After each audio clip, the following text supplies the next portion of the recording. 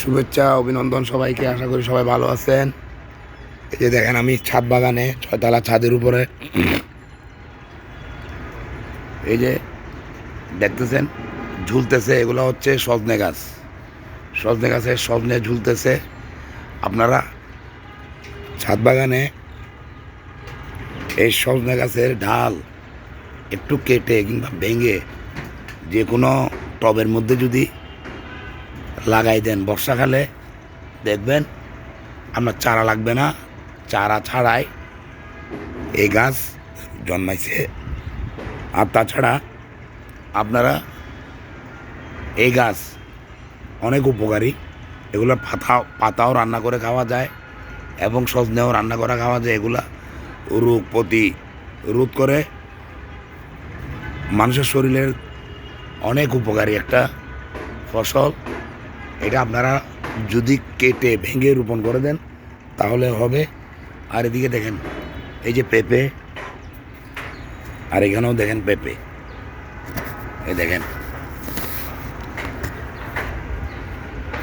আপনারা ইচ্ছে করলে ছাদ বাগানে এভাবেই গাছ রোপণ করতে পারেন।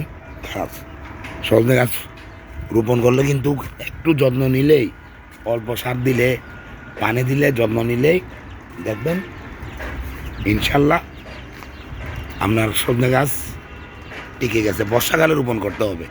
এই যে দেখেন পাতাগুলো ধরে গেছে, তোকায় তোকায় ঝুলে গেছে, ওই দেখেন সবগুলাই হচ্ছে আপনার এই গাছটা সবগুলা হচ্ছে সজনে ঝুলে গেছে। আর এটা এদিকে দেখেন এই এলাও, আজকে এখান থেকে শাক কাটা হয়েছে। এই যে দেখেন শাকের আগা কাটছি, আর এটারও আগা কাটা হয়েছে। শাক খেটে খাওয়া হয়েছে। রাত ইফতারের পরের জন্য রান্না করবে, রান্না করে খাওয়া হবে। আপনারা গাছ রোপণ করলে কিন্তু এইভাবেই একটু যত্ন নিলেই ফল সবজি যে কোনো কিছু খেতে পারবেন।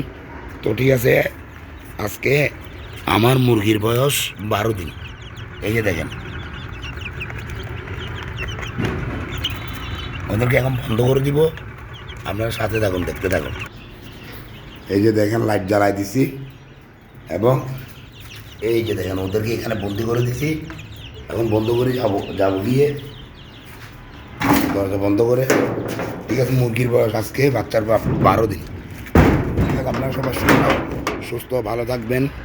আমার চ্যানেলটাকে সাবস্ক্রাইব করবেন, ফেসবুকে ফলো দিবেন, লাইক কমেন্ট শেয়ার করে সবাইকে দেখা শুরু করে দেবেন। খোদা হাফেজ, আসসালামু আলাইকুম।